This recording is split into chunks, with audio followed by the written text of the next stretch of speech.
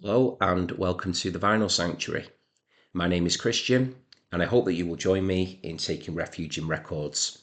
So I'm delighted to be here today to present to you my album ranking video for the year 1978, which forms part of my Ranking the 1970s series on this channel. So thank you very much everybody for being here. I really appreciate it. If it's the first time that you've tuned in to me and you would maybe like to see other videos that I've done on the channel, then please do feel free to have a look once you've checked out what I'm about to do today. And also I've clearly already done 1970 to 1977 in this series, so if you do want to have a look at the rest of the decade and find out how I ranked it, then I will pop links to all those videos in the description box to this video that you're watching here and now. So yeah, 78, another very well, a great year again for music, certainly the music that I go for. So going through my collection and going through these albums, it was tricky, but I tried to rise to the challenge as best as I possibly could, and as I always try to do. It was hard enough whittling them down to 15 from the albums that I've got in my collection that came out in 78, and then I had to have a go at ranking them as well, which I've done, and tricky, very tricky. But I'm sounding like a broken record now because I think I've said that for every video that I've done. It doesn't get easier, and I do really think that the ultimate challenge, the big test, is actually still to come when we get to 1979, which for me personally is just an unbelievably good year for music. Brilliant year. I know I've got a lot of stuff in my collection that came out that year, but I am sticking to 15 albums per year. That's what I've done for my 70s rankings. It's been 15 albums each time, so I'm not going to break that rule. I'm not going to cop out with that one. I'm going to keep going. But let's get to the business of today and the video that you've tuned into, which is 78. Don't want to be getting ahead of myself too much by already thinking about next year when I need to do this year. Okay, so a couple of things before I get into my video. Just in case you may be new to the channel and you're not really familiar with how I do these videos, but what I typically do is I show the album off and talk about it, anything that pops into my head. I always try and get that information correct, of course, but it is really just coming off the top of my head. So I always try after the fact when I finish recording, if I've mentioned something in error, I'll pin a comment and correct myself with that, and I will talk about the album in general, maybe the band, the artist who's behind the work. Pick a few favourite tracks. I do like to make recommendations on albums that I love, particularly for people that might not know the album. It's designed to give you a bit of a starting point of where you can go and check that music out and give you something to get going with. And yeah, pretty much just show you the artwork, any gatefolds or anything of interest that my copy of the record might have, lyric sheets, inners, all that sort of stuff. And then we move on to the next one. So yeah, 15 to get through. So I will try and work through them as quickly as I can, which for me is typically about an hour or so, maybe a bit longer, but we'll see how we go. And yeah, the only other thing to explain really is that I only show albums that I own in my own vinyl collection. So I am acutely aware that there may be records that I don't show today that you might be wondering, well, why aren't they there? Or that's, a shocking omission or whatever. But number one, music is subjective. We all have our own opinions on music, and nobody is right or wrong when it comes to that. That's the beauty of music. We all are entitled to our opinions, and it's lovely to be able to share those opinions with people and to point people in the right direction when we find a person that we're talking to that's maybe like-minded, or we think that they may be into similar stuff to us. If they're not, then that's totally fine. Different strokes for different folks is what I say, and we all have our favourites, we all have our not so favourites, so that's something to bear in mind. It might well be that the albums that you're thinking of putting into your selection I have maybe never heard of, or I know them very well and I just don't own them. So I only show things that I physically own in the collection. That's something that I wanted to consciously do when I started this channel. I only wanted to have things that I could physically display, that I could talk about, rather than talking about records that I wish that I had, or that I know that I should own, or however people want to phrase that. I do have a bit of a wish list which continues to grow by the day of things that I'd love to acquire, but I don't own everything. I don't profess to own everything, and I certainly don't profess to know everything either. So one of the brilliant things about doing this channel is that I've been so lucky, very fortunate to keep learning about wonderful music, both from yesteryear and current, from the people who are in this community. They are wonderful to converse with. They're very generous with their time, and they have pointed me in the right direction when it's come to a lot of videos that I've done. And what I mean by right direction is, again, music that I think my audience have picked up on, that I would definitely connect with and vibe with. So thank you very much, everybody, in advance for being here today. Really appreciate it. And we will get into the top 15. So sit back, relax, enjoy. Let me know what you think when we get to the end. And then I'll just do a quick summing up when I reach my #1 pick for the year. Okay, so kicking us off in 1978 then at number 15, we've got a rock band here from Rockford, Illinois. Power pop legends, love them to bits. Brilliant band for me. I love them. Really great stuff, great output throughout the 1970s. Did some great stuff beyond that as well. But I really think that this band were at the peak of the powers during the 1970s. So we've got here, starting us off tonight, number 15 today, depending what time of the day that you're watching me, but that was a little bit of a slip there because of the title. We have got, of course, It's Heaven Tonight by Cheap Trick. So yeah, you might not be watching me in the evening, you might be watching me in the morning, the afternoon, whenever. I'm always grateful for whatever time people are tuning in to me at. But yeah, Heaven Tonight, Cheap Trick. So we've got there Robin Zander, Tom Peterson there on the front cover. Amazing vocalist, truly brilliant. One of those voices that he can tackle anything. He could sing anything and make it sound great. He can roar, with the best of them, primal rocker when he wants to be, but then he can sing in a really gentle, poppy way as well. So very multi-talented in that regard. Great bassist here in Tom, who's locking with the groove, and then we've got Rick Nielsen here brushing his teeth, playing the guitar. He's some character there. Rick Nielsen, excellent player, really great stuff, brilliant songwriter. And then we've got Bunny Carlos here as well, who's the drummer, and he's super rock steady. So really great four-piece, excellent music. This one for a lot of Cheap Trick fans. This may even well be regarded as their favourite. I mean, I'm going there more off ranking videos I've watched elsewhere on YouTube. I've watched a lot of Cheap Trick related content on YouTube, and album reviews in general from critics, members of the public, whoever. This does tend to be an album by Cheap Trick that is ranked pretty highly within their catalogue, and for me, I'm no different. I do really rate this one. So favourite tracks, Surrender is an absolute classic, one of the best Cheap Trick songs going. Show you the back again, really great song, that one. That's definitely taken on classic status for the group. On Top of the World, California Man, they're all superb as well. Auf Wiedersehen is one that I've always gravitated towards, because you do get like a bit of a shift in mood on the record, certainly when you're paying attention to the lyrical themes as well, which is something that Cheap Trick always did very effectively, in my opinion. They were able to marry at times very sort of almost sunshiny poppy hooks, always with like a hard sort of guitar edge to them. That is pretty much the epitome of power pop. When you do that type of thing, it's having that hard and soft almost being blended together. But then lyrically, they could get into some pretty dark areas as well, which can sometimes take you off guard. But if you're listening carefully, then that there is a lot to unpick in the lyrics a lot of the time, and stuff to make you think, which again, that is something that I do connect with, where you've got bands that have got something to say and do get you thinking. So Auf Wiedersehen, yeah, is a track I do rate very highly on the record. On the Radio is another one, and the title track, Heaven Tonight, as well. But to be quite honest with you, that is a typical example of an album that is really strong all the way through. I don't think there's a duff track on it. There's a couple more albums that will be coming up, maybe even a few albums in this batch that I would say that about, all killer, no filler. So if you're into power pop, chances are that you are already familiar with Heaven Tonight by Cheap Trick. But if you're looking for something new, If maybe you've heard of them and you've not checked them out, then please do give this brilliant album a listen. And a song to get you started with, I would have to say, would be Surrender. Great song, that one. Very catchy, very memorable. Okay, so I think that is an excellent record to get us started there.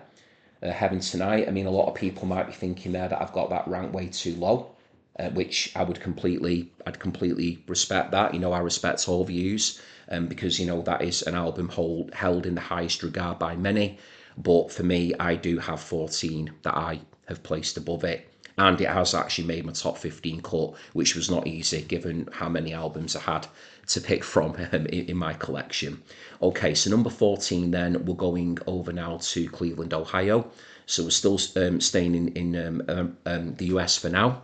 And this is a really experimental record. I love the atmospherics of it.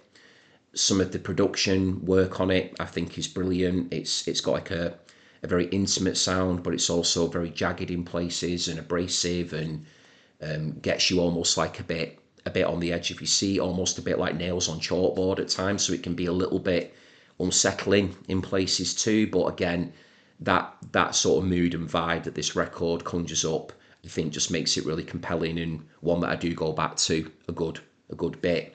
So up next we've got here The Modern Dance by Pere. Excellent album. So I'd very much put this in like the post-punk category, really, for music. As I said, there is experimentation involved in there as well. Got a really unique vocalist in David Thomas, really unique voice. I think it's one of those, once heard, you're not going to forget it in a hurry. But I just absolutely love his voice. I really do. I think it's a force of nature. It's just something that whenever I hear it, I kind of marvel at it, to be honest. Almost kind of like, in a way, like the way that Frank Black, from the Pixies, makes me feel as well. I mean, one could even argue there's a bit of similarity, perhaps, between at times the way that Frank Black, phrases certain lyrics, and when he's singing, not so much the screaming Black Francis, but just his more everyday vocal. Some people may find a similarity to David Thomas, maybe not. I hear it on occasion anyway. Just my opinion there, but yeah. So if you're a fan of people with quite distinctive vocal stylings, then Pere might be right up your street. So yeah, The Modern Dance. Favorite track on the album, without a shadow of a doubt. There you go. It'd actually help if I held it up, wouldn't it? You can see it. Is track one, side one, Non-Alignment Pact. Absolutely brilliant, legendary song for me.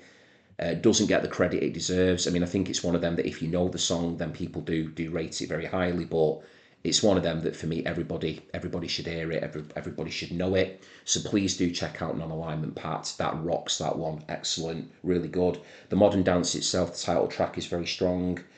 Chinese Radiation is on here as well, which I like a lot. Again, it's more like in terms of the vibe that it creates on the record. Sentimental Journey as well is on here, Over My Head, Real World. So again, strong throughout. A challenging album, but a very worthwhile listen, in my opinion. Please do check it out. If anybody doesn't know it and they do decide to give it a go based upon you watching this video today, I'd love to know how it lands with you. So yeah, if you're looking for something a little bit different, a little bit exciting, late 70s experimental post-punk from America, then please do check out Pere.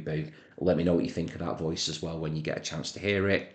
And yeah, please do check out, at least if you've if I have piqued your interest, do check out Non-Alignment Pact. Great song. Okay, so the next record here, moving over to the UK. So sadly, my copy of this record is incomplete, which is something that has bothered me for a while since I bought it. Although it didn't bother me that much at the time, because I did buy it knowing full well it was incomplete. So I'll talk a bit about that, and then I'll show the album off. So yeah, I paid about a fiver for it, because the record itself is in great nick. It plays perfectly well, but it's only housed in its actual inner sleeve. It's the original inner, but I don't have the front cover for it. So this is almost like a bit of an appeal here as well. So if anybody has a spare copy of this record, or they have a copy of it going particularly cheap, and they have no use for the cover, then I would happily consider purchasing the cover or a copy of it, if it's within my budget to do so, just so that I can actually finally get the cover for this record. I've wanted it for so long.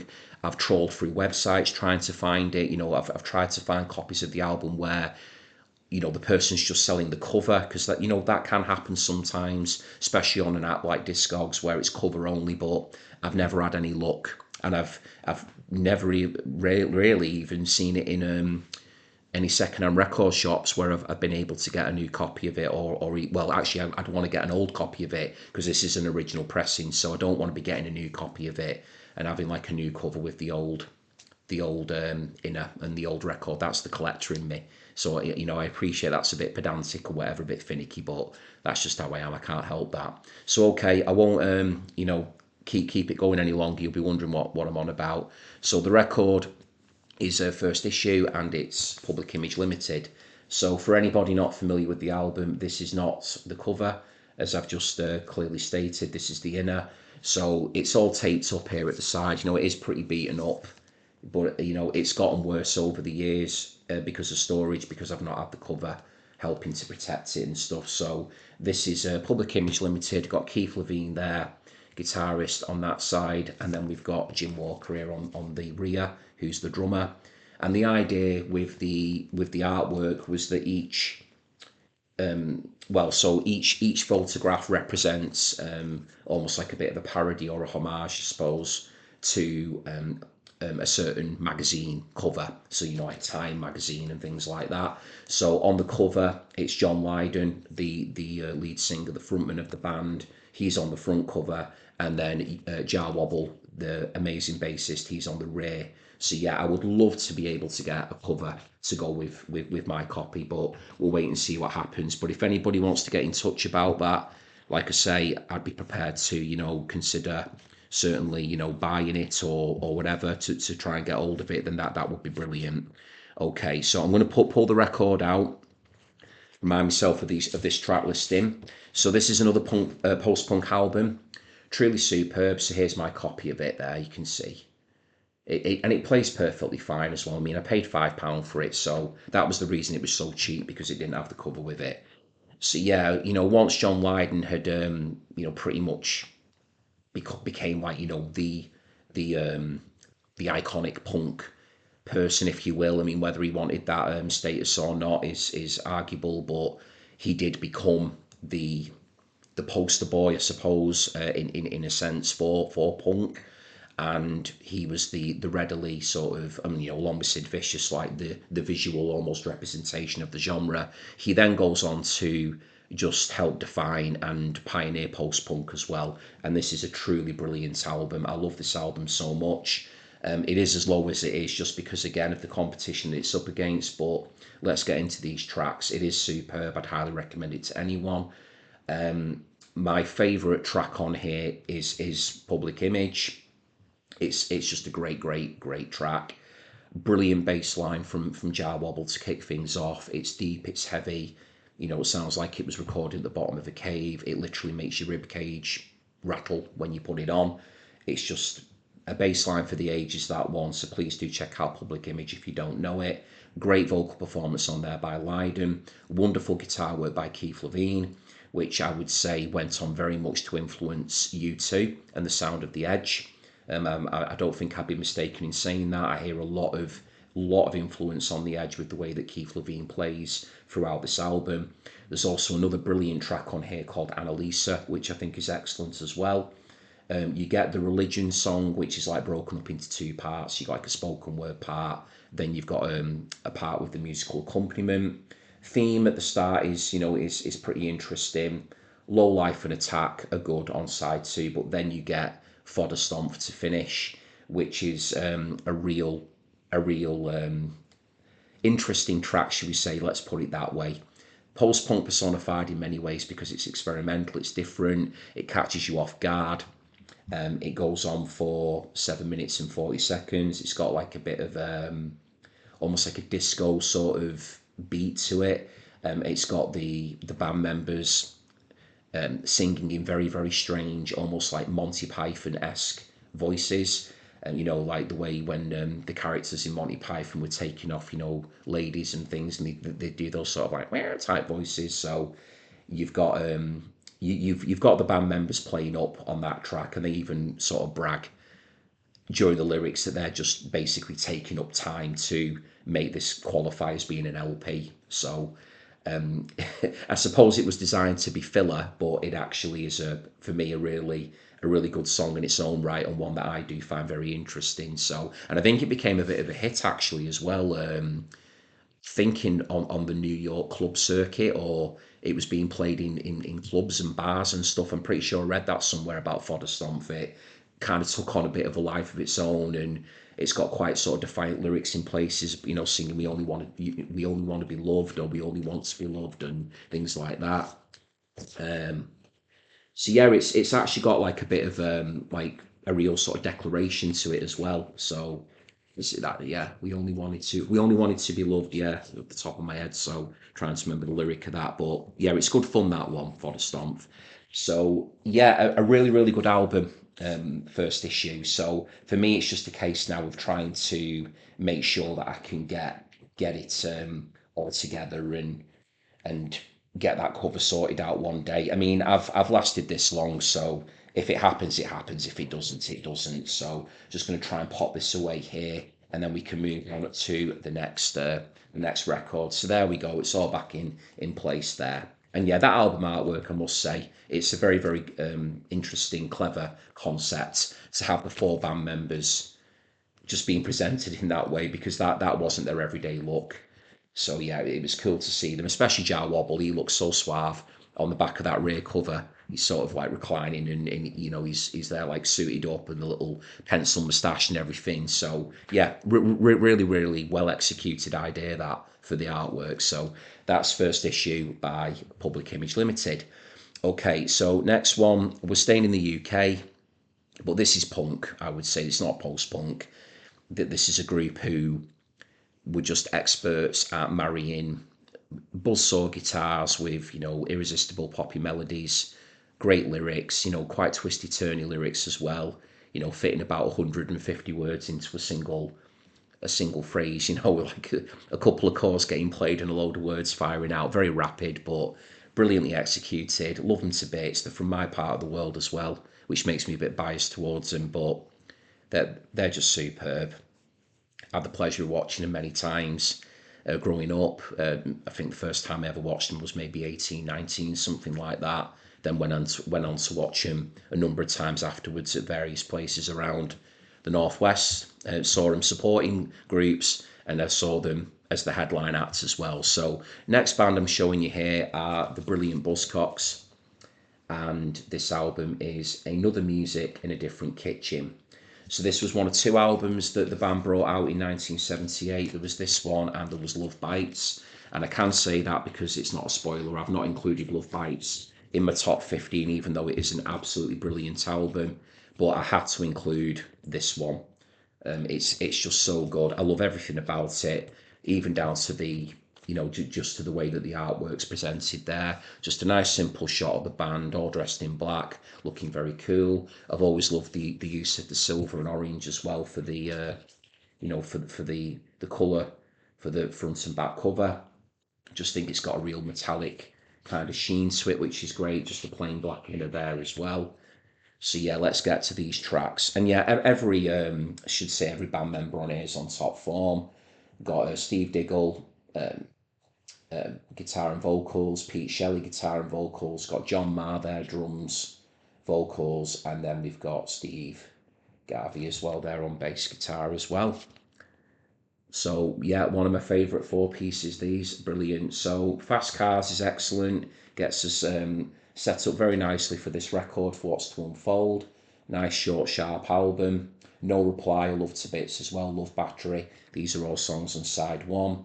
You get the classic I Don't Mind opening side two, which would be the song from here for anybody who wants to check out Buzzcocks. Please check out I Don't Mind. Absolutely brilliant song. Autonomy's superb as well. And then to close off, we have Moving Away from the Pulse Beat, which kind of mixes up the sound a little bit on what you've heard to that point on the record. I think it's a clever way to finish the album. It does, you know, represent a change in pace, in a shift in tone, and it just shows you another side of what Buzzcocks were about. But if you're looking for, you know, just pummeling guitars with melody and playing at breakneck speed with, you know, really, really heartfelt romantic lyrics, pure poetry, courtesy of Mr. Shelley here. You know, he chose his stage name very well, did Pete. You know, he's got such a brilliant way with words. He really, really has, and a wonderful talent. So please do check out Buzzcocks and do check out this brilliant album, Another Music in a Different Kitchen. There we go.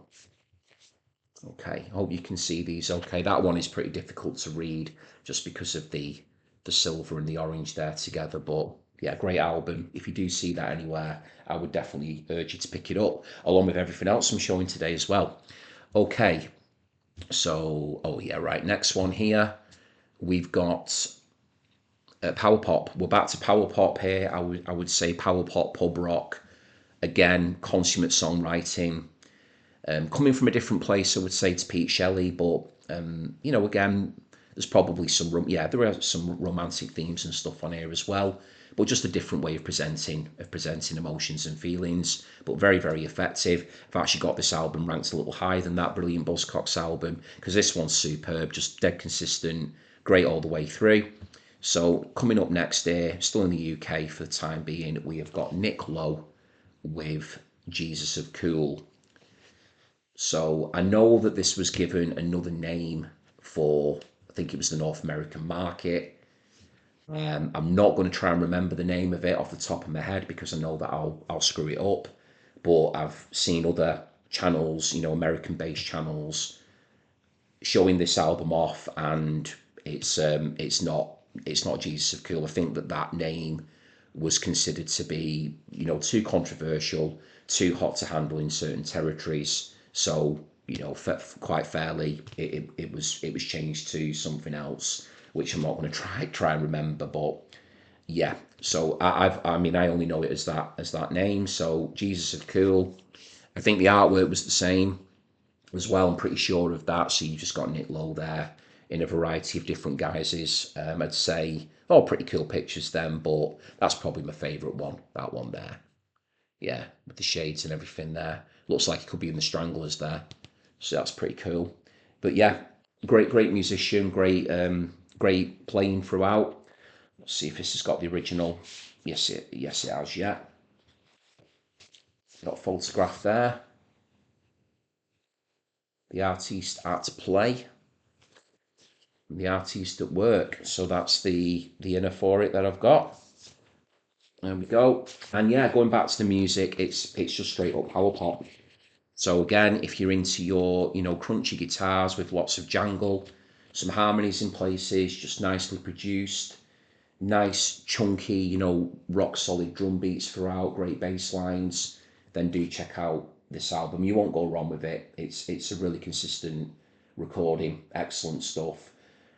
And I know that I've not been sticking to only naming a few tracks off each of these albums so far. I always end up breaking that rule on myself just because, you know, sometimes it's really hard just to choose three. I usually end up picking about four or five, but wherever I can, I'll try and stick to three. So let's just do three here, just to give me a bit of a challenge. So I'm going to have to say right off the bat, I love the sound of breaking glass. Is really superb. I love that one. Let's go for the two others as well. So It Goes is brilliant as well.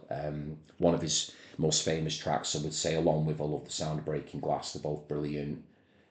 Oh, I don't know if I can only do three. Oh, but I really want to. And that way, then, if I only do three, then you can all go away and check out the others yourself and see if you enjoy it. I'll go for the first track as well. Music for Money is really, really good. But yeah, all the way through that one, Nick Lowe. It's my favourite album of his. I've heard others, you know, plenty others. This is but you know, full disclosure, this is the only one studio album of his I do own in my collection. I've got a Rock Pile album as well, but this was one that I really wanted to buy just because I loved it so much. I have watched him live as well, and he was absolutely superb.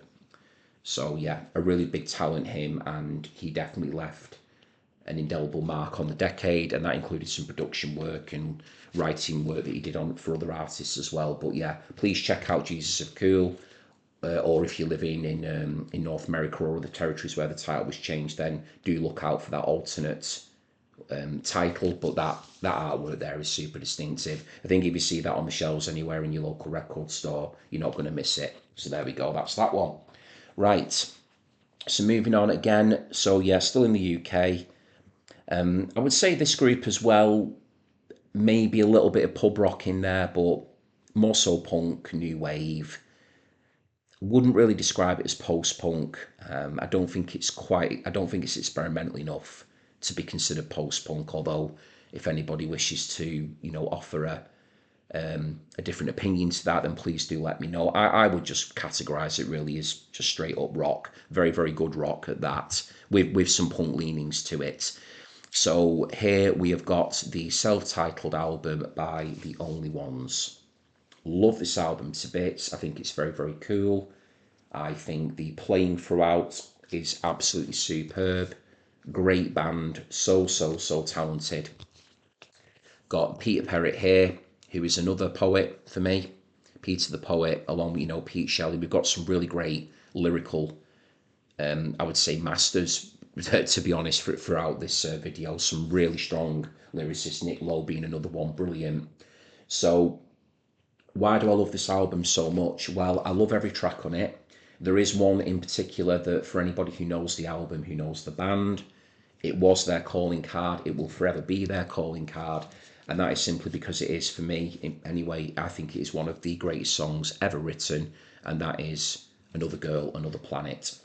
So if you're not sure who the only ones are, then please do listen to Another Girl, Another Planet. Get my words out. If there's any track or today that I'll be showing of any group, that would be the one that I would really push hard for you to go away and listen to. And you can see there we've got that inner. Great photographs of the band. So Mike Kelly, who's over here on drums at the end, I believe he played in Spooky Tooth at one point. In his career, got Alan Mayer there as well on bass, and then of course we've got John Pere, who's responsible for guitar, keyboards, and his playing throughout the album, along with everybody, but his playing in particular is just absolutely sublime. And then the aforementioned Peter Pere as well on vocals, guitar, and keyboards. And then there's the other front. There's the other side of that there as well. Photograph there of the band. Looks like they're chilling out there after having been on stage.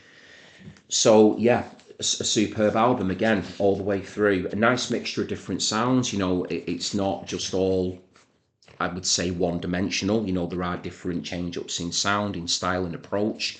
You've got quite a gentle opener in the whole of the Lowe. It's got quite a nice, almost like a bit of a, I wouldn't say calypso feel to it. That's probably stretching it a little bit, but there is like a bit of like a sway, a bit of a swagger to it. It's like very gentle. It almost feels like, you can almost hear like waves lapping on a beach. That's the kind of imagery that comes to me when I hear it. But it's just a really lovely entry point into the album. But then it absolutely bursts into life then with track 2, which is Another Girl, Another Planet. It's just a 3-minute rush of just pure pop brilliance with a great rock edge to it. Wonderful lyrics. It's got one of my favourite guitar solos ever, courtesy of Mr. Pere, brilliantly played. But the rest of the album is so strong. I love Breaking Down as well. The Immortal Story, which closes off the album, is superb. No Peace for the Wicked. Oh wow, yeah, all the way through, so strong. Lyrically, at times, it does go into some dark places. Peter Pere had his demons, worked through them, through songwriting and expression and that sort of thing. But if you just want to discover something new, something that's really going to give you, I would say, a real sense of exhilaration, listening to just some excellently recorded music from the 70s, guitar music, primarily led, then please do check out The Only Ones. I don't think you'll be disappointed with that one. And anybody who's got any thoughts on that album, please do share them with me. It's a real favourite of mine, that one. Okay. So moving on, we are now back in post-punk territory, I would say. This was a group who I've covered before. It's a little bit of a spoiler for you. Previously in the decade, and if you know your stuff about this band, you'll know when their first album came out, and albums and when they started to make a splash during the 1970s. But this album here for me is just such a brilliant progression from what they'd already done. They were very busy in a very short period of time, really prolific, had an excellent reputation as a live act, great players, very strong in that regard. And I do think that they used punk as a bit of a, almost like a bit of a Trojan horse to kind of, slip in to the, into the scene and be part of that. But I think they were a lot older, wiser, and a little bit more experimental with their approach than maybe some people thought. So this record here, love it. It was my choice for the title card as well for the video because I love the artwork so much. We have got Black and White by the Stranglers. Excellent front cover, brilliant. So got JJ Burnell here on the bass, Hugh Cornwell there on guitar vocals, got Jack Black there front and centre on the drums, and then the keyboard whiz there, Dave Greenfield there on the end. Yeah, brilliant photograph. Very daft of me for years and years, especially when I was a lot younger. I've had this album for a long time. I used to think that that was a picture there of Hugh Cornwell and they'd like lopped his head off. Was part of like the design of the album. So stupid. He's just looking down at his shoes. But it took me the longest time to realise that his head is actually there. It's just he's just lowering his head. So there you go. The things that you get into your head when you least expect it. But there you go. He's very much there, all in one piece, and he's part of what is a very distinctive album cover on what is a very distinctive album. So yeah, Black and White. So yeah, if you are really into your post punk, then please do check the record out. Um, so this is the white side, which actually starts the album off, and then we move to black. So even though the album is black and white, you actually listen to it white to black, or at least I do anyway. So yeah, it starts off. Make sure I'm not giving you duff information now. Yeah, the white side. Yeah, starts off with Tank, which is absolutely brilliant. Love that song so much. Get to drive my very own tank, so good. Hugh sounds brilliant on that. Nice and sleazy is a Stranglers classic, kind of in their typical lyrical terrain with that one. But that was the sort of thing that the Stranglers were quite prepared to serve up. Sweden as well is brilliant. Great song. Sweden all quiet on the Eastern Front to give it its full name. Yeah, Hey, Rise of the Robots, Toiler on the Sea. Wow, what a track that is. Love that one as well. On the white side, then on black side, Curfew is another Stranglers classic. I think it's brilliant. Great song that In the Shadows as well. So yeah, what I really love a lot about Black and White, I mean it's great to listen to all the way through. It's another one that creates a very distinct mood, much like the Modern Dance by Pere that I showed before.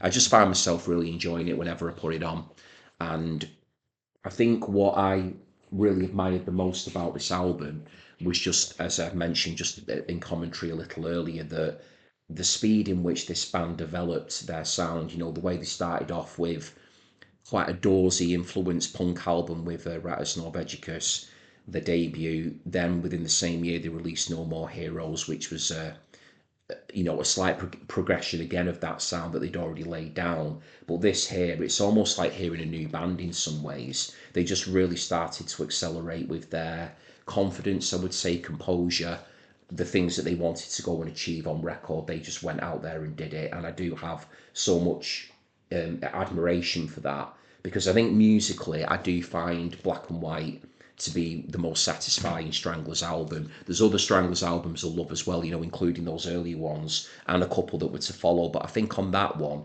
it hits kind of that sweet spot for me of the content lyrically. More often than not, I do actually really get on board with it and enjoy it. I think some of the songs there lyrically have got some more depth to them than maybe some other tracks. But just from a musical point of view, I feel just because I'm so much into post punk, it really does tick a lot of boxes for me and gives me a lot of joy. So please do check out Stranglers Black and White. Couple of songs on that one to check out. I would recommend Curfew, Toiler on the Sea, and Tank. So there's three from that. Okay, so getting over to the US now. Going back over there. Oh wow, what an album! Oh yeah, really looking forward to showing this one off. It's a shame it's not a little bit higher actually, but again, so difficult when you're trying to put your pieces into place and rank things, but it is here, and I'm delighted to have it here. And we've got now the Patti Smith group with Easter. Great photograph there. Patti always knew how to work the camera. An absolute natural in front of the camera was Patti. Is Patti? You know, she's just doing a thing. You know, a very strong, confident photograph. What I love about it is, you know, it's so kind of candid. You know, it's not in any way some sort of glossy, you know, overly stylized photo. You know, she's not all glammed up or anything like that. I think it's just very raw and very honest. And again, I think quite brave in that respect, just to really go for it, especially as well, you know, being a female in rock music, and she's not conforming to the maybe to the expectations that were perhaps put on her or other female artists in the industry at that time to look a certain way. I think Patti there in that regard is being the epitome of punk by just doing her own thing, and you know, all power to her and all credit for doing that. I do think that is a really strong cover that has a lot to say with very little, with just one image. That's how I view it anyway. And there's the group on the back. I've got my favourite member there, Lenny Kay. Love that guy. Just he's a legend for many reasons. You know, rock journalist. Compiled the Nuggets compilation, which is, you know, for me the greatest, most important music compilation in rock history. He can play a mean guitar, and he's in a great group here with Patti. So yeah, love Lenny Kay. So brilliant stuff. Then we've got the inner here. So just sheet there with pictures and lyrics and things as well. So really pleased to have that intact. Great photograph of Patti there, blindfolded. There we go. I'll show you this side as well. Hopefully you can see that there okay. There we go. Yeah, so it's a nice copy, this one I've got of Easter. I think I paid maybe about a tenner for it. Gosh, years and years ago, ages and ages ago. I've had it in the collection for years now because I mean I've been into Patti Smith since, oh gosh, since forever, teenage years. You know, just love the music, come back to it a lot. Some excellent tracks on here. You know, amongst Patti's very best for me. Because the night, or because the night, because the night. I'm saying it more like how it's sang out. Because the night, brilliant. The song that was written with Bruce Springsteen pops up on this album. Excellent. That's probably maybe the most famous, well-known, commercially successful. A lot of people who maybe don't even really know Patti Smith would probably know that one. Ghost Dance is excellent as well. Babylog is superb. Babylog, I believe it's Babylog is the correct pronunciation. Space Monkey I've always enjoyed as well. But then we also get two of my absolute favourite ever Patti songs on this one. We get Ghost Dance, which is just sublime. Love that song so much. Had the pleasure of watching her play that. I only saw her live once, or I have seen her live. Don't know if we'll get to see her again, but did an amazing version of that. And I also love the song on here, We Three, as well. So there's moments on this record where it rocks out, and then there's moments, I would say, of quiet contemplation. Again, it's just a great mood shifter throughout. You know, Because the Night is actually quite a slick rock song, but done very, very well. You know, it doesn't certainly sound out of place on the album. In fact, I think it's actually essential to the overall vibe and mood sequencing of the record as well. So I'm delighted that it's there in its place. And Easter, of course, I do want to shout out the actual title track that closes the album. Definitely worth listening to as well. So yeah, I would love to know what people think of this album. And if you've never heard it and you may be thinking about giving it a go, then please do. You know, don't delay. Check out Easter by Patti Smith Group. Brilliant album, brilliant artist, great lyrics, and just a really great rock album. So very pleased to have that one there. Right, let me check and see how many records we've got left here. So 3, 4, 5. Right, okay, so I've got one more record to show. Let me just double check again.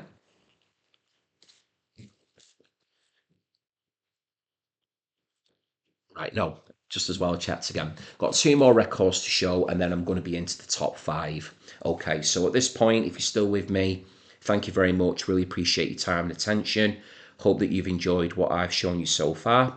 So we'll crack on, and I will now show you what I've got at number 7. It will be okay. So this for me is an album that is one of the most consistent ever made. I really do believe that. There is definitely no bad no bad tracks on this one at all. I know I've said that for a few others here as well, but the quality control on this thing is ridiculously high. And I think the only reason why I've got, 6 albums above it, again, is it just comes down to emotional connection with certain albums, and, having maybe 1 or 2 songs on there that just grab you in a way that another song doesn't. But this one here, if you're looking for an album that is just a joy to listen to from beginning to end, that's going to make you smile, it's going to get you, get your foot tapping, it's just going to just leave you so impressed by how good it is. It sounds brilliant as well, and it's gone on to be very, very influential on a lot of artists which came after them. Then please check out The Cars by The Cars. And if that commentary, if that intro there wasn't enough to pique your interest, then I'm not really sure what else I can say. To be honest, it is just such a ridiculously good album. I mean, it really is. I love listening to it. Produced by Roy Thomas Baker. It sounds fab. Everybody on it just, all pulling in the same direction.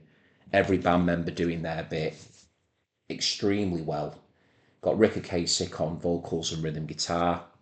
Got Benjamin Orr on vocals and bass. Them two throughout vocally just sound superb. Rick Ocasek has got such a distinctive voice. There he is. Maybe not quite as distinctive as David Thomas from Pere, but once you've heard Rick Casey, you've heard him. Benjamin Orr as well, excellent voice. Got David Robinson in here as well, drums, percussion, Syndrome's backing vocals. Elliot Easton, wow, what a guitar player he is. He's got some really tasty licks going on this record. Lead guitar, backing vocals, truly superb player. Looked really cool as well, did Elliot, really, really good. And then Greg Hawkes, he's doing the keyboards, percussion, sax, backing vocals, so super talented himself. Impossible here for me to name just 3 favourite tracks because they're all just so good, ridiculously good. So I will just mention one song to go away and listen to. Everybody will have the favourite track on this album if they're a fan of the Cars, but I'm going to go with My Best Friend's Girl just because it's so iconic.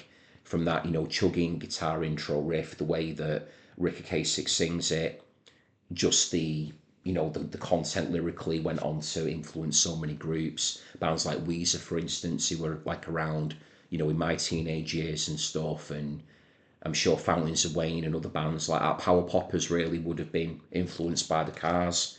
I know that Frank Black actually is a huge Cars fan as well, who I've already mentioned before when I was talking about Pere. So many groups have been influenced by the Cars, quite rightly. Great band. That for me that's a 5-star album.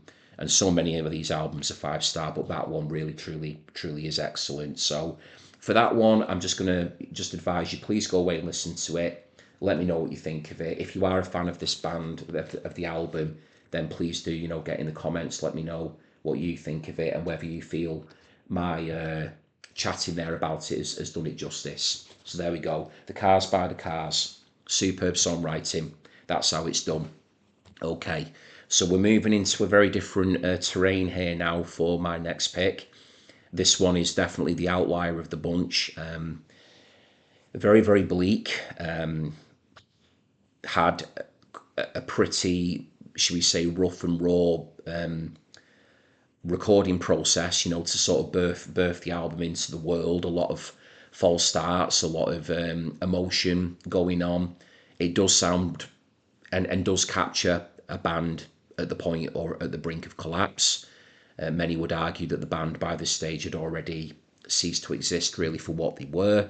So the reason this album is in here is because I do think it's a truly masterful album. It's a beautiful piece of work, although not easy listening. So we're moving away from the Cars and a lot of the other power poppy stuff that I've talked about, the pep and the buzz of albums like, you know, the Buzzcocks and things. This is one very much in its own place. I do have to be in the right mood for it, but when I do listen to it, I am pretty blown away and staggered by it.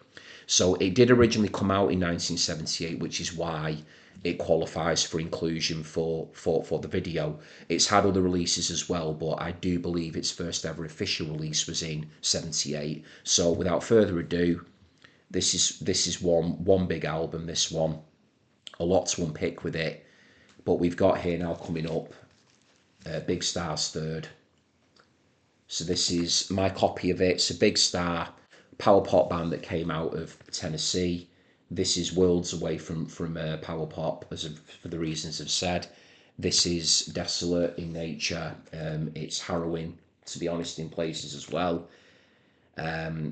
It's very despairing, but very beautiful to be honest about it. So yeah, my version here is a reissue, as you can see, clearly not an original from 78. It also was known by the title Sister Lovers as well, because the two band members at the time, which was Alex Chilton, the leader of Big Star, and Jodie Stevens on drums, I believe they were dating sisters at the time. So, you know, sisters to each other. So they did have a working title, or it was known also as Sister Lovers, this record, but it was also known as Big Star's third. So this version here is the complete third. There was a number of different volumes which came out when this got reissued. This is volume 3, which represents the masters, you know, the final masters of the record and the tracks that are contained within. The other volumes were like, you know, rough cuts and demos and outtakes and things like that. So this is a double LP. So we get a lot of songs on here. It is the, you know, the original album as intended. There's been lots of different reissues though of this record with like different track listings and things like that. But as far as I'm aware, to my knowledge, again, if anyone wishes to correct me, I feel like that the version that has been presented here, the track listing, etc., is, I think, maybe the closest in keeping, or is in fact in keeping with how the record was originally intended to be heard. So starts off here, my version, side 1, track 1, with Stroke It Noel. Just for anyone who's interested maybe in the album, I'll read through the list just so that you know how they've been done here. So yeah, Stroke It Noel, Downs, Femme Fatale, which is the Velvet Underground cover, Thank You Friends, Holocaust, which is very, very bleak, as you would imagine, but a very beautiful song. Jesus Christ, then Blue Moon, another cover. Then we got Kiss of Me, For You, Odana. Yeah, Dana, sorry, of course it is Dana, Odana. Then Nighttime, whole lot of shaking going on, another cover. Got the wonderful Kangaroo, amazing song that crops up on It'll End in Tears, the Small Coil album, which is a masterpiece as well, from 1980s. Kangaroo is a great song. And then we got Take Care, and then side 3, Big Black Car, Dream Lover, You Can't Have Me, Till the End of the Day, which is a cover of the Kinks song. Lovely Day, Nature Boy, and then side 4, we've just got a vocal strings only mix of Thank You Friends. So yeah, this version finishes with Nature Boy as the closing track. So yeah, beautiful album, difficult to listen to. I'm not even going to try to describe it musically. To be quite honest, I think it would be difficult to do so. I mean, it does have, you know, it has instrumentation, but at times it just sounds like it's literally about to implode as you're listening. Other times, you know, the production is as sparse as it can get, you know, almost like on a level of rawness with something like Pink Moon by Nick Drake, you know, really stripped back.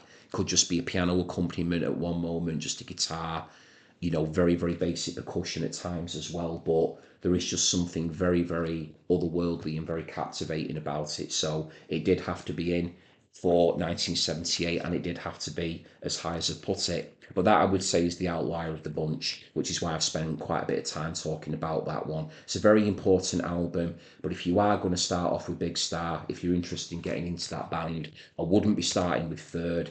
I would be checking out Radio City and Number One Record, okay, which were released a little earlier. Right. Okay, so God, need a minute after that one. Now it was quite a big one to talk about. I've still got quite a few to get through yet, so this video might have ended up running on. But you know, I talk in the moment. If things come into my head that I want to share, then I'm always going to do that. I just go with the flow, and and we just see where it takes us. So that's pretty much the style that I've fallen into since launching my channel. So again, if you're sticking with me, I really do appreciate it. Thank you very much. Right, next album then, we are back to some consummate songwriting coming out of the UK.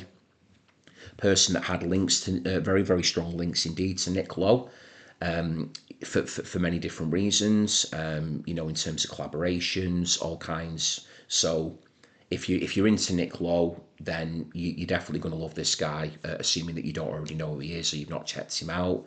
So we're giving away a lot of clues there already, but this one here is just such a splendid album. Again, songwriting throughout, from not only lyrical perspective but musically as well. Just so many decisions that are made that just really, are really on the money. Makes it such an enjoyable, memorable album. We have got this year's Model by Elvis Costello, even right down to that cover art as well. It's just so perfect. It's memorable, it's iconic, and there are some really iconic photographs throughout this batch. Certainly, at least one coming up that is probably the most iconic of the lot. But that is a great photograph. That, he just looks cool there, does Elvis, and yeah, you can just see there that even before you've heard a note, that it's going to be interesting, and it's top quality, truly. Okay, so we show you the inside here as well. There you go. Look at that. Okay. So yeah, this year's Model, the mini skirted waddle. It's superb album, yeah. Which I think I've said about 10 times already, because it's just one of those. It's like, where do you start with it? It's one of these that, it gets the plaudits that it does for obvious reasons, because it deserves them. It's as simple as that. It's not one of these albums that's overrated. It's very much rated for me, as it should be. Wow. It's such a good album. It really, really is. Just looking at how good these songs are on here. I Don't Want to Go to Chelsea, yeah, Lipstick Vogue, Living in Paradise is brilliant as well. Hand in Hand, wow. They're not even some of my favourites on here either. You Belong to Me, yeah, Pump It Up, brilliant. Great playing by Steve Naive on that. He was one of the attractions in his backing band. And then you've got the Thomases as well. And of course, saying before about the whole Nick Lowe connection, this was actually produced by Nick Lowe, this album. So might as well get that in there now. Just in case you're wondering why I was going on about him so much. This Year's Girl is definitely one of my favourites on the record as well. No Action.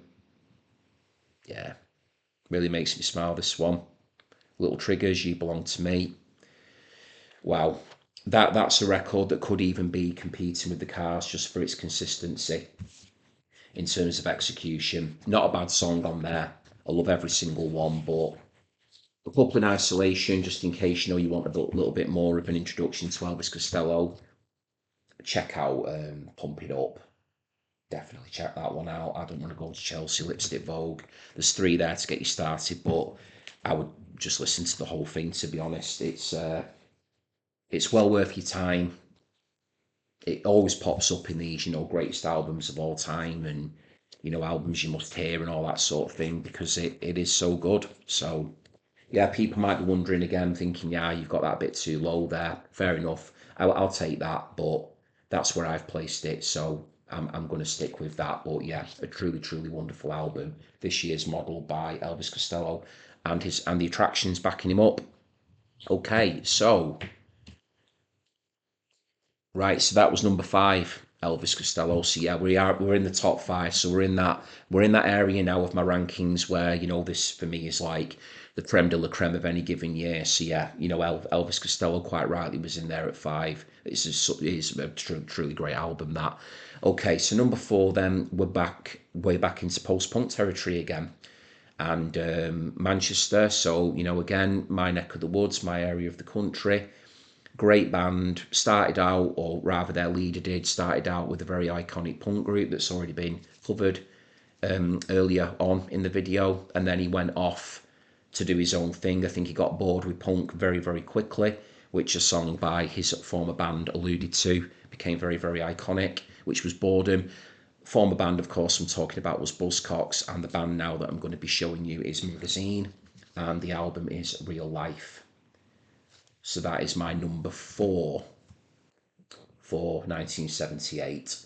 And that chap who had been in Buzzcocks is, of course, Howard Devoto. So he's the vocalist here. Shows up with Magazine with this great new band. Got Barry Adamson there on bass guitar. Brilliant, brilliant player. Went on to play with Nick Cave and the Bad Seeds.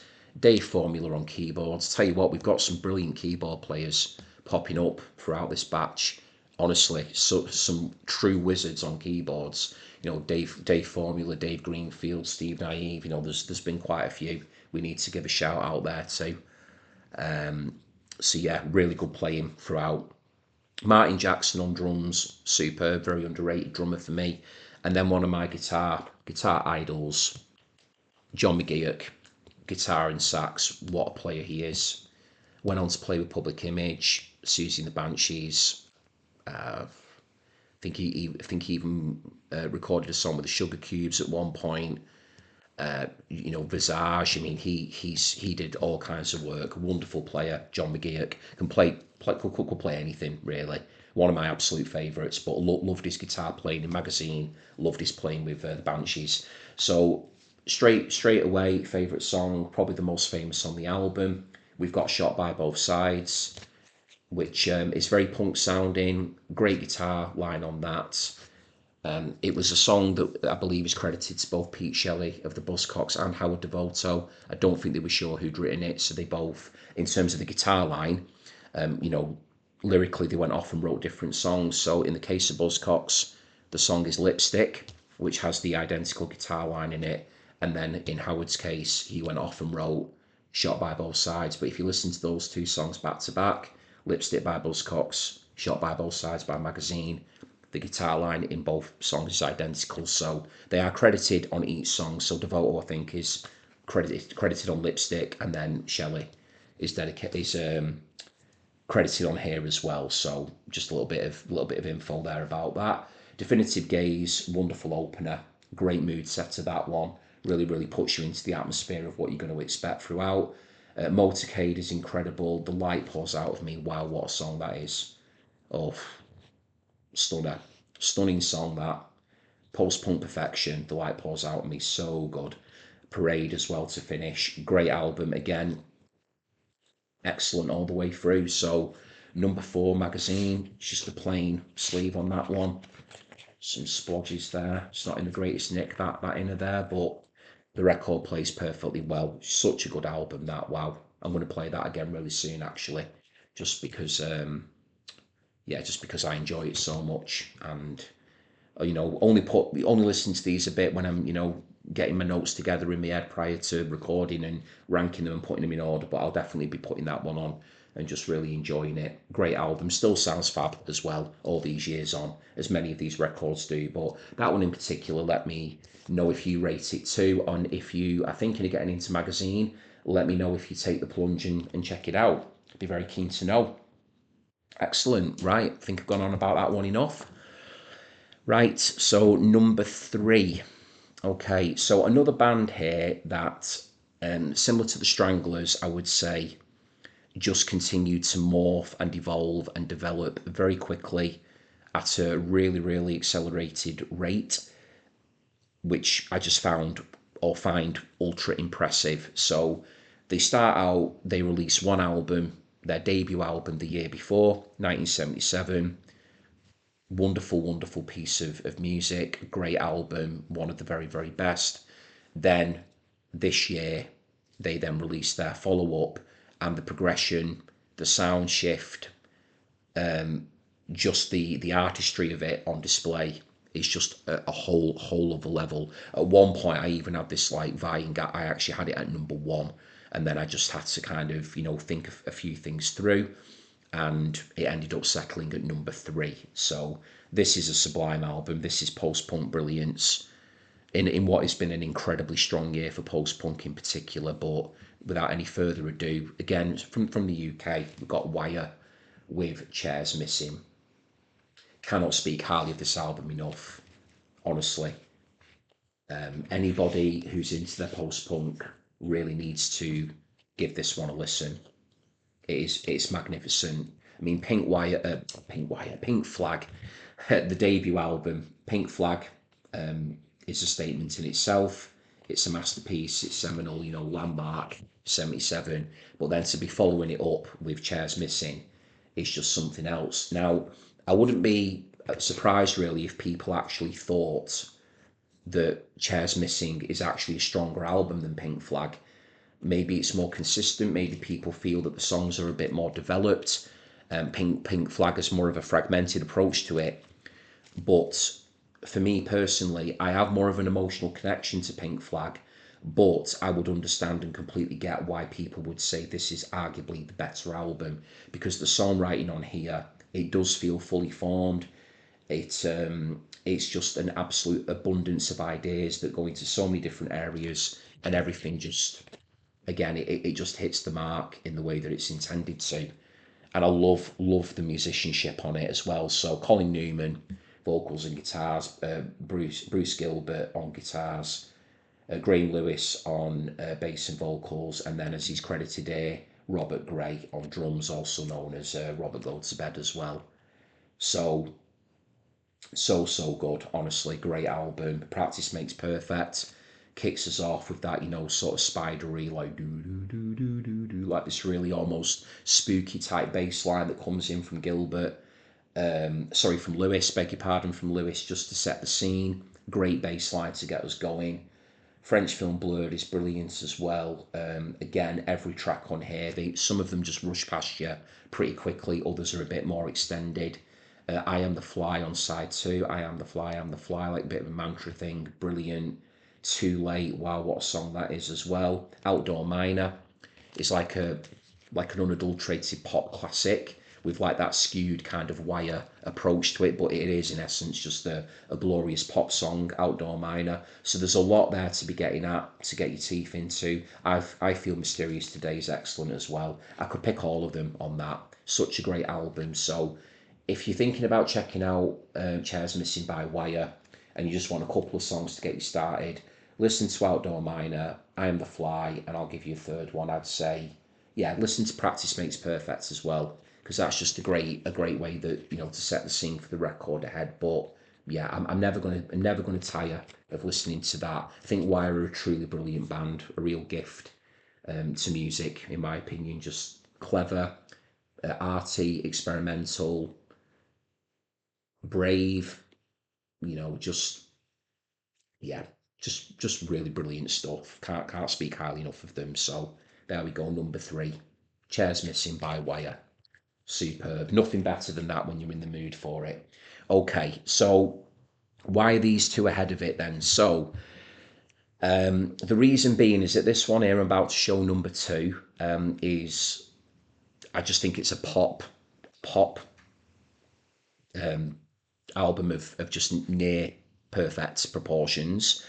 I also thought it was important to show maybe a side of my listening habits that is a little bit lighter than some of the other stuff that I tend to show.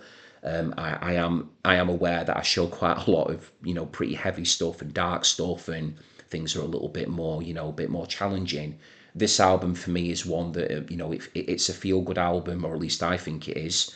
It makes me smile. It makes me dance. I've danced to many of these songs at clubs and even at indie clubs over the years. Even though it's not an indie album, but it's just an album that makes me move and I enjoy it. And I feel like because of that emotional connection I've got with it, even though it's arguable, as all music is, that some albums here I've shown already are better than it or as good as it. For me, it is just the one that I felt at number two, it was in the right place. Then obviously when I get to number one, then I'll explain why that got to number one.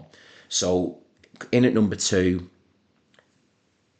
disco, new wave, pop, power pop, just a beautiful fusion of all of them. Every track, again, superb, sublime. We've got Parallel Lines by Blondie at number two.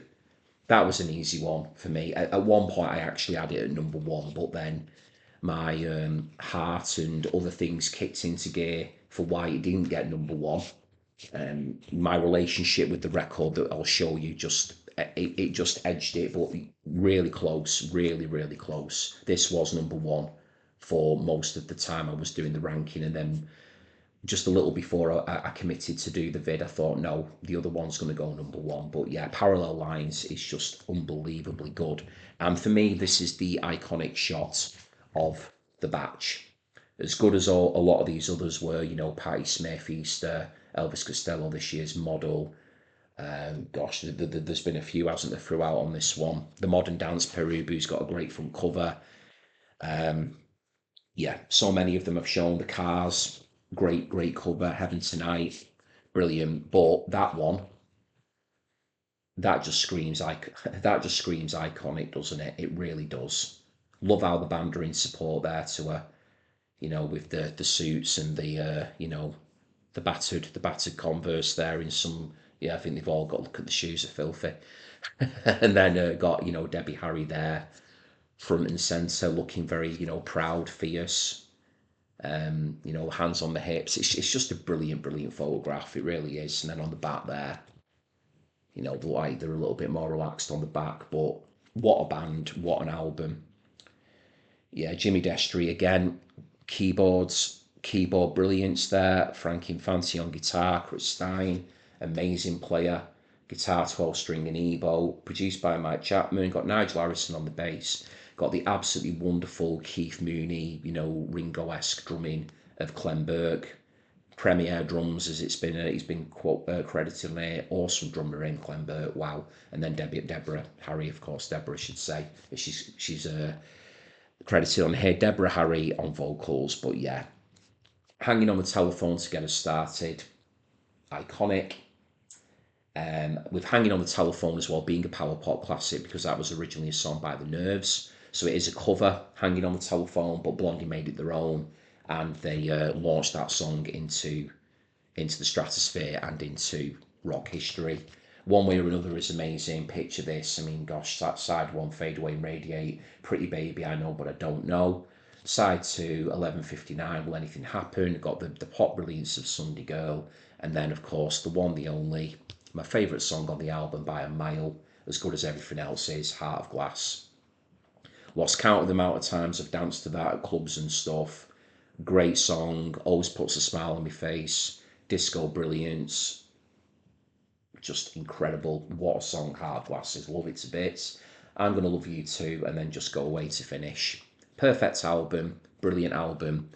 Parallel Lines by Blondie, love it to bits. It's cool, it's fun, it's romantic in places, obviously, as well. Bittersweet at times, but musically, it's just such an uplifting experience. So yeah, number two for me, and one that I wanted again is just to show maybe that slightly lighter side of what I'm into. Okay, so number one, we're here now. We've done it. If you're here with me, brilliant stuff. Thank you. So number one. Wow, feel like I am at the end of a journey with that 178. That was a tough year that to rank. So the reason this is number one is because I do love the entire album. I love everything on it. So in terms of its consistency and quality control, I think it's up there. And punching, holding its own, punching in its weight division, if you will, with the others. I do think it's got a clout in that regard. But this one, it's more just taking me back to childhood, and it's an album that I grew up listening to. This is my brother's favourite band of all time. My brother introduced me to this group. I believe it's his favourite album as well. I know that his favourite song by this group is on here. I know that for a fact.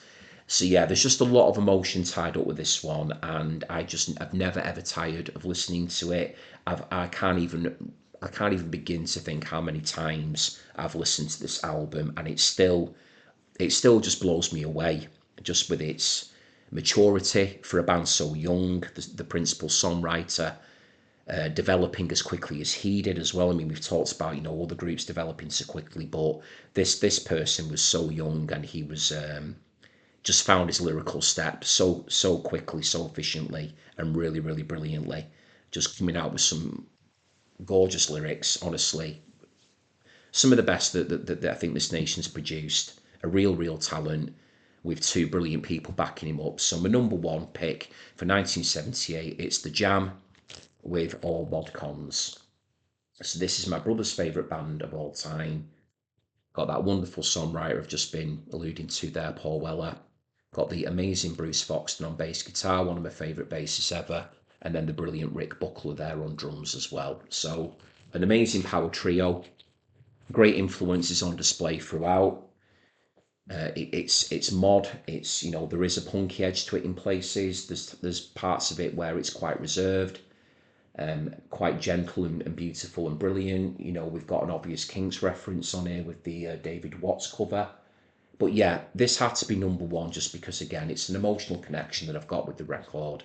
Plus, it's very, very strong, and yeah, it's just something that it just lives in the heart. This one, it really, really does. And I do have my dear brother Joseph to thank for introducing me to the Jam and for pointing me in the direction when it's come to a lot of music. But I think with the Jam, he really did, you know, open my eyes there to a band that have just become so important to me. I do love the Jam so much, as many people do. Just a wonderful, wonderful group. So yeah, these songs, yeah, every one of them is a winner. All Mod Cons to start, To Be Someone, Didn't We Have a Nice Time, love that. Mr. Clean, really nice change up in sound. Then we get David Watts, the aforementioned Kinks cover. In the Crowd is one of my favourites, and that's a very underrated song on the album, that one. I love the lyrics of that one. I love what Paul Weller's trying to get across in that one. We've got the rush of Billy Hunt, really powerful, that one. It's Too Bad, which is like a chiming Rickenbacker sort of led jangle popper. I mean, in places it threatens to literally transform into She Loves You by the Beatles. It's very, very Beatles influenced, but it sounds fab. I mean, the Beatles were a huge influence on the Jam. Fly is absolutely gorgeous, truly, truly gorgeous. The Place I Love is awesome as well. A-Bomb in Wardour Street is a rocker. Brilliant, brilliant, you know, guitar stabs, great lyrics in that one. And then, wow, Down in the Tube Station at Midnight, what a song, what a story. Really compelling, great narrative by Weller. Really frightening, really unsettling. Won't go too much into the detail of it because I don't want to give away the story for people that have never heard it before. But that is such a great piece of songwriting. Wonderful bass work on it by Foxton. Really creates tension within the track. Buckler on the drums is just heroic. And then you've got Weller then delivering the guitar parts and the vocal messaging of it as well. But, there is one other track to talk about. Okay.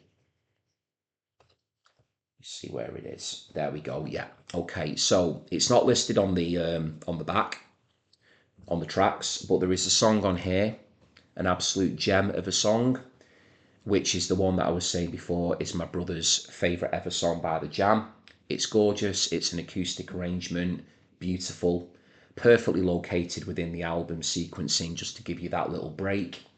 And it is absolutely stunning. It is English Rose. Gorgeous song. Absolutely gorgeous song. So it's listed there on the label, but it's not on the back. But English Rose, that song has got so much meaning to me, primarily through my brother, and you know, because of the times I've heard it. I love playing it on the guitar. It's just a great song to chill to. It is truly, truly beautiful, very romantic, but just done in a really, really tasteful way as well. It doesn't sound, you know, cloying or anything, or cliched. It's just really heartfelt and a stunning achievement by one so young in Paul Weller.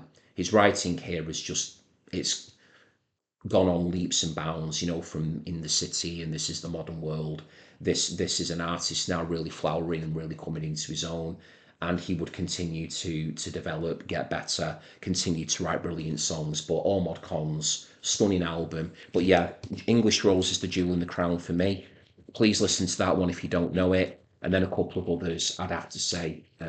Definitely listen to Down in the Tube Station at Midnight and A-Bomb in Wardour Street as well, just because of the fury of it, the power of it, you know, the apocalyptic sort of impending sense of danger with that one. Really, really unsettling, brilliant, fiery, great stuff. I think that for me, that is the one. That is my pick for number one. That is it. 1978 is done. So not an easy 15 to assemble, but I've loved talking about them. Again, we're at the end of it now. Thank you very much to everybody for tuning in. We've just got 1979 to tackle now, and then we're done with the 1970s. Other than actually then having my number ones of each year square off against each other, that'll be fun, like I did back in the 1980s. So yeah, we're not quite there yet. Okay, so all that's left to say is that if you enjoyed what I talked about today, please do consider leaving a like on the video. That would be a big help. I would really appreciate it if you did that. It just helps the channel to get a little bit of exposure. It just helps my channel to grow as well, and it's just nice to to have that support. It really means a lot. And if you're new around here and you'd like to keep up to date with any further content that I've got landing, then please do consider subscribing to the Vinyl Sanctuary and taking refuge in records. So you can always click that notification bell just to make sure that you don't miss anything as and when I've got stuff coming out. I do tend to try and get something out once a week at the moment, time permitting. So I do tend to, get things out as regularly as I can. But please do bear with me if at any moment I do go quiet. So subscribing to me would be a huge help as well and greatly appreciated. As I've already mentioned, if you want to comment, then please do share your favourite albums of the year with me. Let me know where you think I maybe went wrong for you, or anything I should have included. Let me know if you agree with any of my picks as well. And yeah, look, let's have some really good conversations in the group, in the chat, because I really enjoy doing that. It's one of my favourite aspects of why I do these videos and why I've got the channel. I'm always continuing to learn, and I'm always interested to know what other people are into. Okay, so that's me all done now. It was a bit of an epic, that one, but a lot of fun. And I'll be back again soon. So until next time, take care, everybody. Thanks for tuning in, and goodbye for now.